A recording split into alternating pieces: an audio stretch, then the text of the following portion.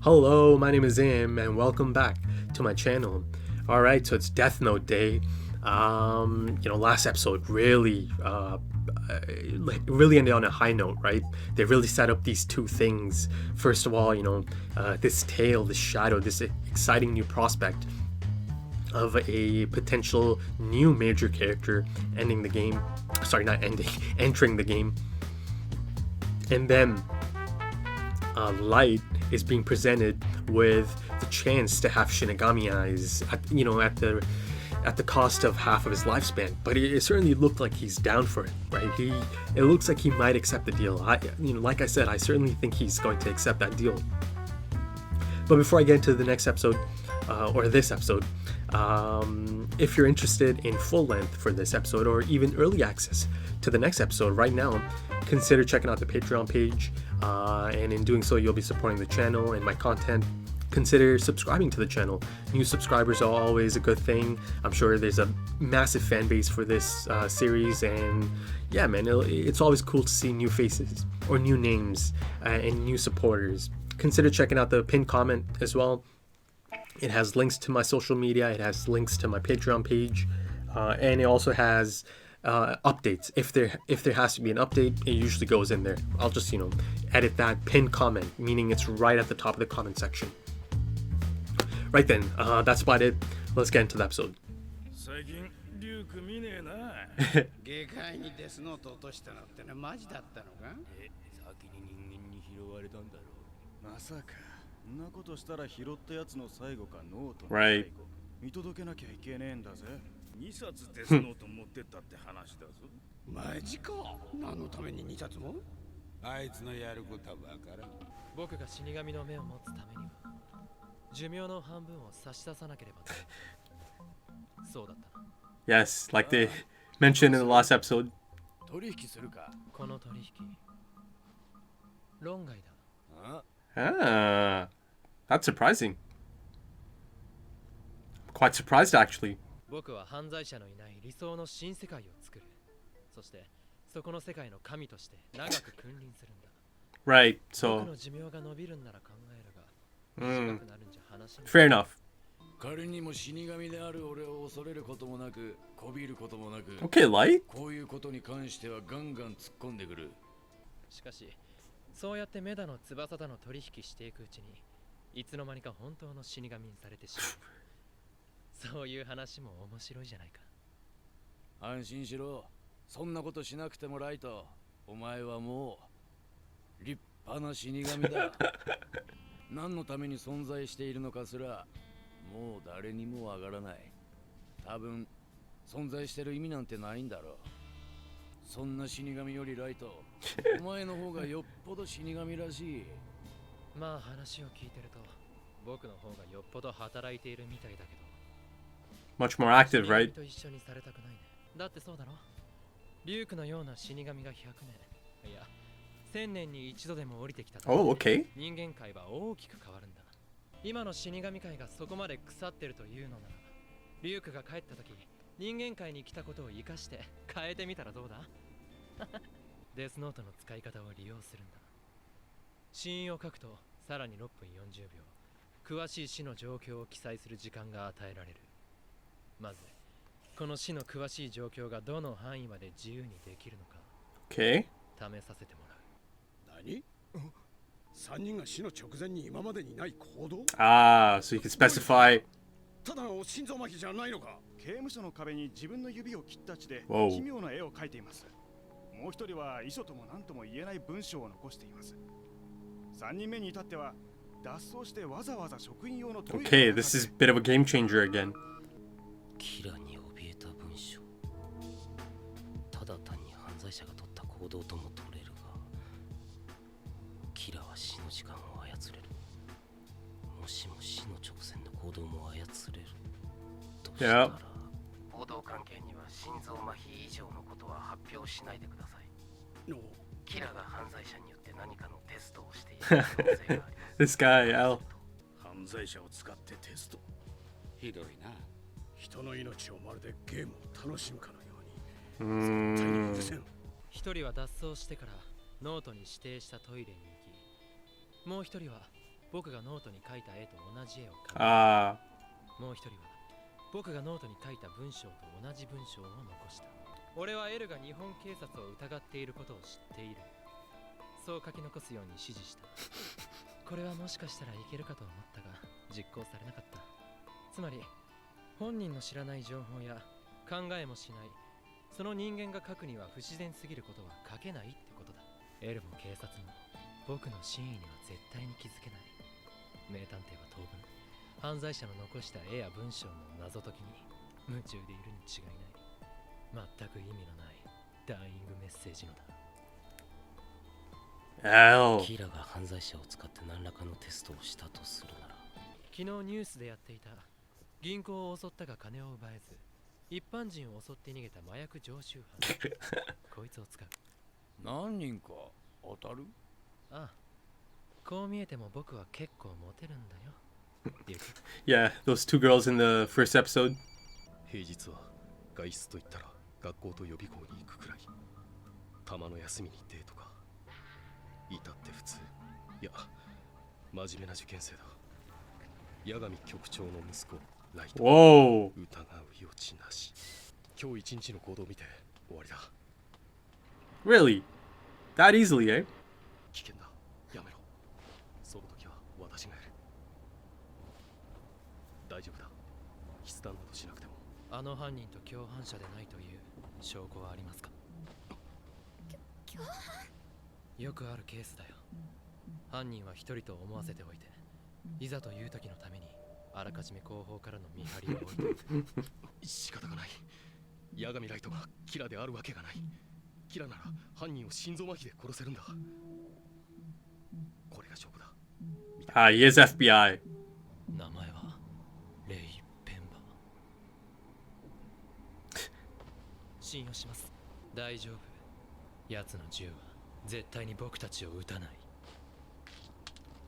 おい、お前動くな。なんだその髪は。デートの約束かよ。くだらねえ。やった。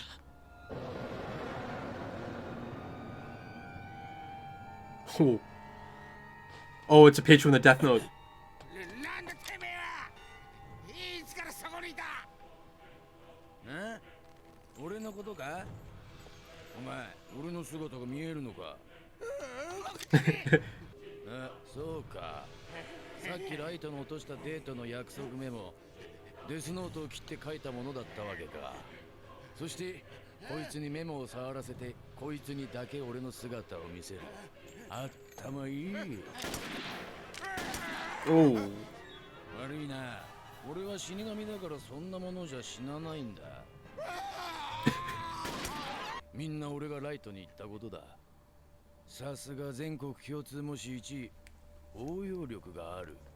そしてこのバスジャックを利用して尾行してたやつの名前も難なくゲットか。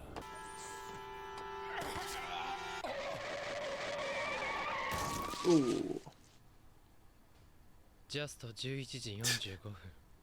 すべて予定通り公園東口バス停より午前11時31分発スペースランド行きのバスに銃を持って乗り込むが、この世のものとは思えぬ幻影を見て、それに向かって前弾を発砲し、その直後同日11時 Quite specific, eh? 事故に遭い死亡。デスノートに狂いなし。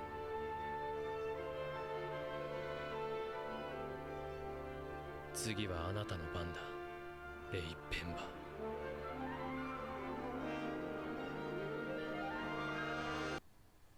Ah. Okay, so episode 4. So is this going to be the point of no return? Because he finally has the name, right? And they've certainly set it up as his next name in the Death Note, right? I mean, he straight up said it, you're next. So, you know, this is an innocent man just doing his job, right? And he happens to be from the FBI. And he happens to be the opposing force, relative to Light, that is. Regardless of any of that, he's an innocent man, right? He's just doing his job. So, yeah, this could be that point. You know, I brought up this idea or this possibility back in the first episode. You know, what's to stop him from using the Death Note against an opposing force? And the opposing force in this case is certainly an innocent man, right? That being said, he already kind of, you know, crossed that, you know, he already kind of crossed that line because he thought he's killing L, right? But, you know, he had no problem writing down the decoy L's name in the Death Note just because, you know, at that point in time, it appeared that this person is the obstacle to his crusade, right? Of this utopia he's trying to build. Again, the opposing force. So he had no hesitation, right? He wrote that name down, so he already kind of did it. But of course, at that point in time, it ended up being a criminal, right? That was the whole point, right? He was a decoy because he was a criminal and he was scheduled to be executed later that night or day. But Light didn't know that. Light straight up just wrote down this person's name, and as far as Light knew, this is just law enforcement, right? So he kind of already crossed that line. But, you know, now this is really going to show us if he's ready to really go over, you know, or, you know, the point of no return, because now he knows this is an FBI agent. He's just doing his job, and he appears to be a decent man, a normal person. You know, he's not a criminal as far as he knows. So he plans on killing him next, right? So it's getting a bit tricky now. Though again, the signs have been there since episode 1 that, you know, he'll take out any obstacle to, you know, in pursuit of this new world he keeps going on about, right? And the utopia that he wants to overlook as the god, right?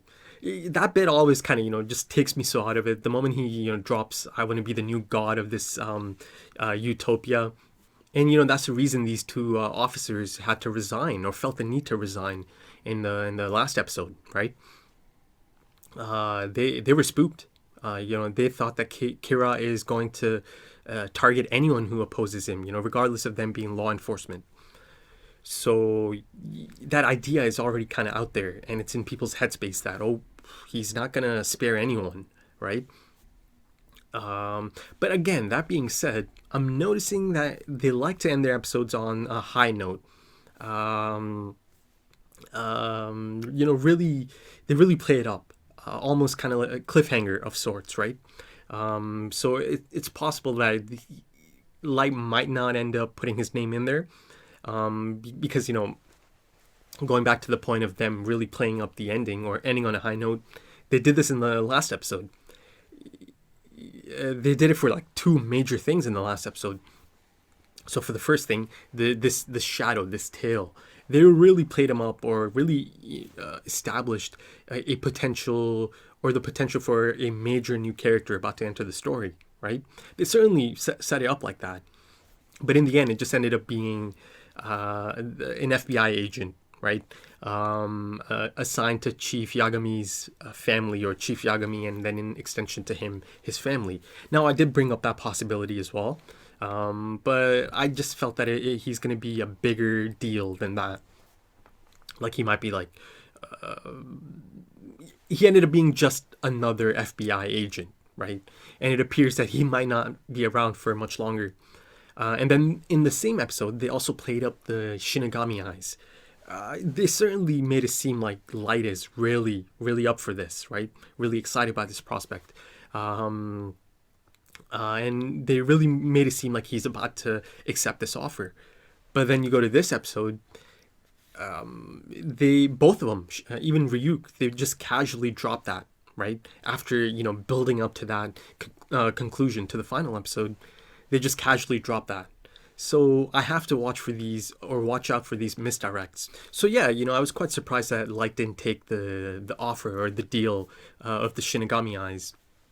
But then again, it was in part because of how they set it up in the last episode, and then it also does make sense, right? His reasoning for it.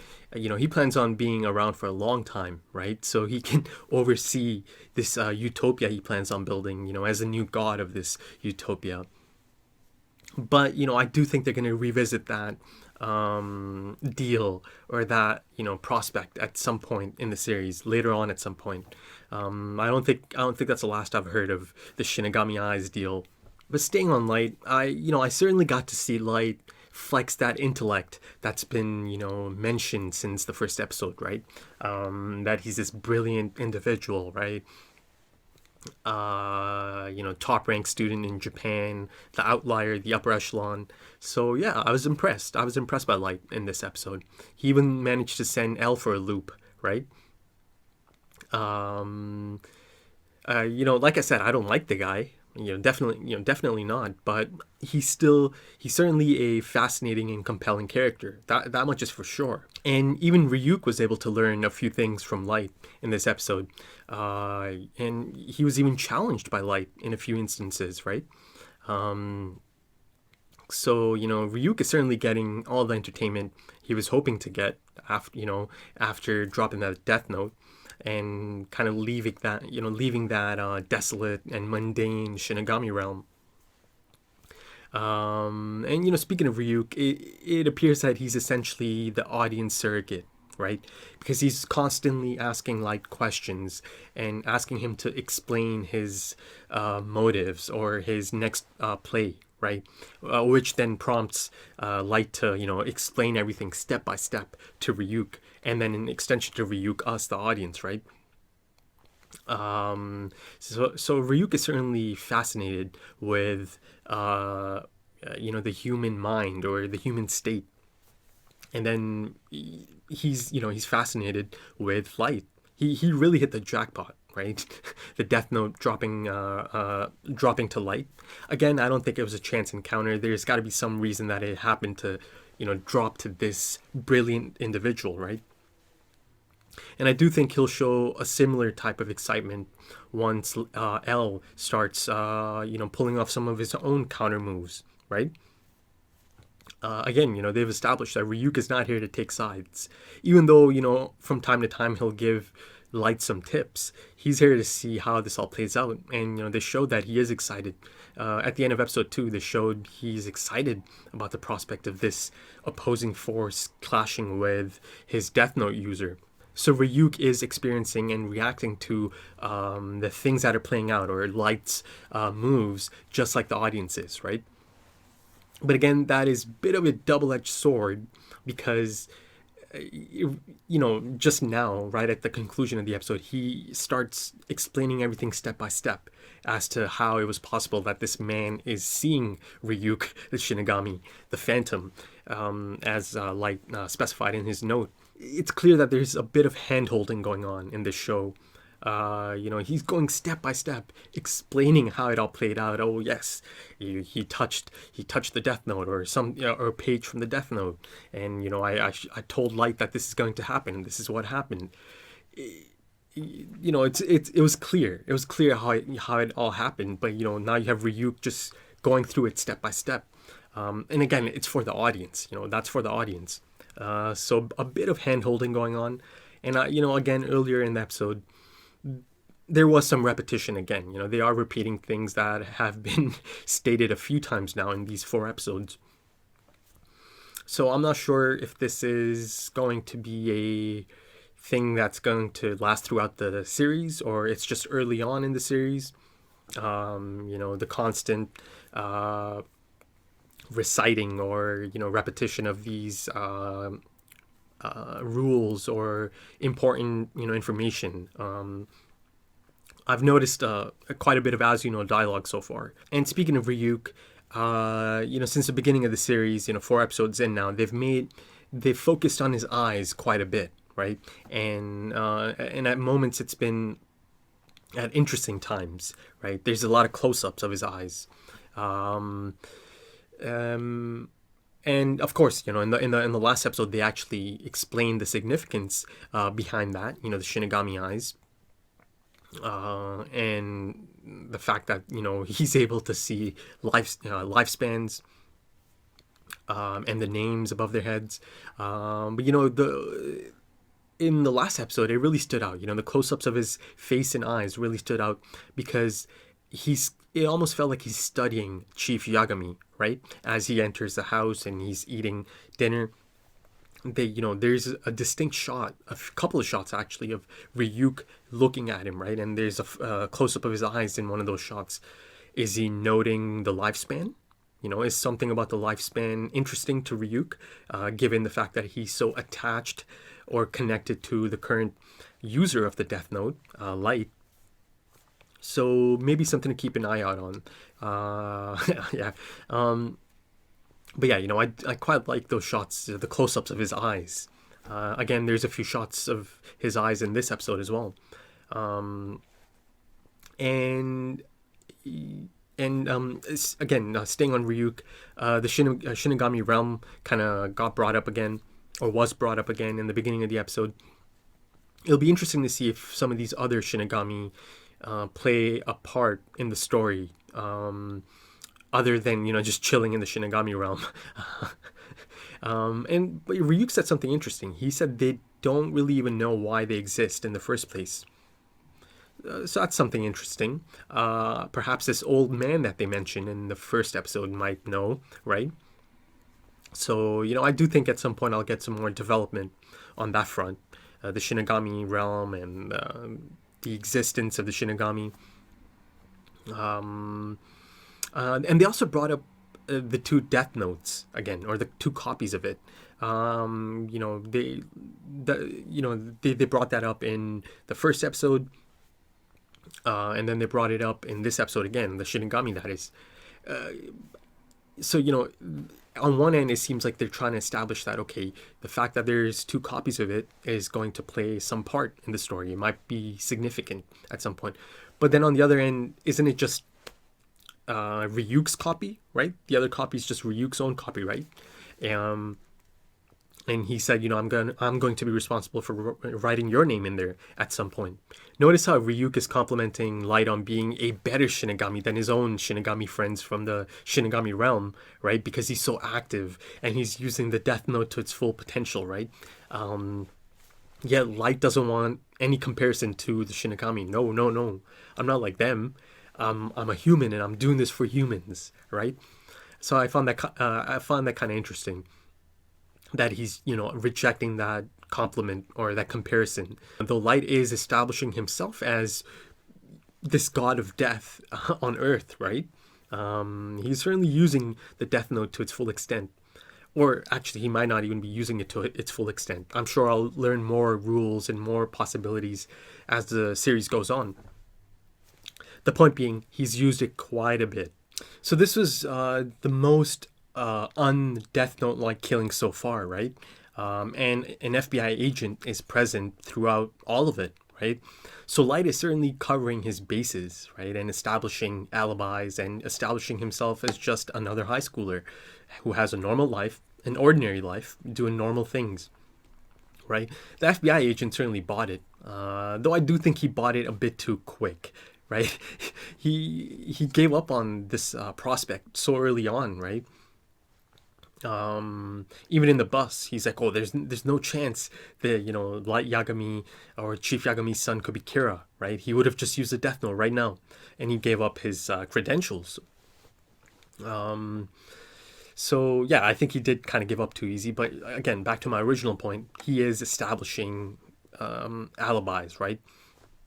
Covering his bases. But this new plan was executed to perfection by Light, and that was like the impressive bit of the episode, right? Light really making this happen. He had all the details planned out, and according to him, it was exactly how he intended for it to play out. So that was the impressive part of this plan. And of course, now it presents this new exciting possibility or prospect of, controlling or having control of the roadmap leading to the death, right? It appears that he has quite a bit of control over that. And he kind of wanted to test it out in the open. As long as that person is likely to do that or is in a position to do that, right? Or is able to do that. It can't be anything too far-fetched. And he tried that out as well, right? He tried out a few really out-there possibilities and they didn't play out. But then these possibilities did play out. So yeah, this is a game changer, and it presents a plethora of new possibilities. Could someone, actually make quite a bit of change because of this, right? You could say, for example, you could actually change the political landscape, right? Or you could put a dent in it. Say if you send one of these guys to assassinate a political leader and then get shot down as the method of death, right? In a shootout right after assassinating a political leader or even a dictator, right? So you could have a lot of control over how things play out, right? The puppet master. But then you have to think about the limitations of that. Because say you send someone to assassinate a political leader or a dictator, again, as long as it's realistic relative to that person, right? Something they are able to do or likely to do, right?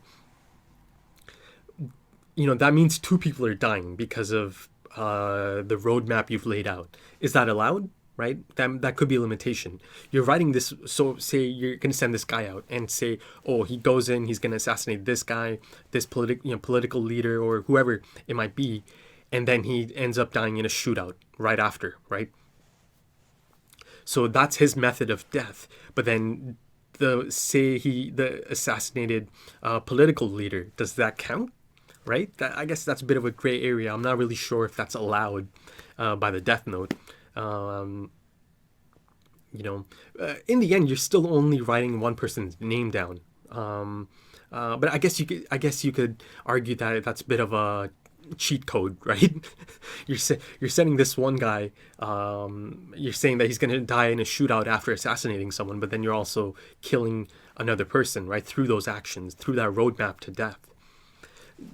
It's fascinating to think about these possibilities. And it was also established that Light can use this to send out messages now, right? He got that one guy to draw that symbol, and then he got the other guy to write that note. So I'm sure they're going to use that for the rest of the series as well, or it's going to be explored further.